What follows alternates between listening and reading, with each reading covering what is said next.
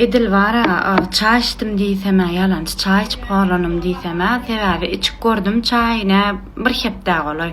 Dol içmedim aýlap, günläp, ýyllap moşt içseň horlanır ýandyram iýdini üzmän. Ýöne men ýöne aýdyan şeňe bir 4-5 gün içip gördüm. O da täsir etmedi. Onuň ýöne zat atdym, molekula tablet gatdym, 2 sanjagym, 3 sanjagym atdym. Hiç kim atman maslahat beremok. Şonu atıp porlanmany sebäbi ya moşt meni erwedettimi ya başgalarym şonu ýalakmy bilemok. Prosta men wara günün akşam kelemem çögürüp ýatýardym. Gorkujagma men ölerini öýtdim.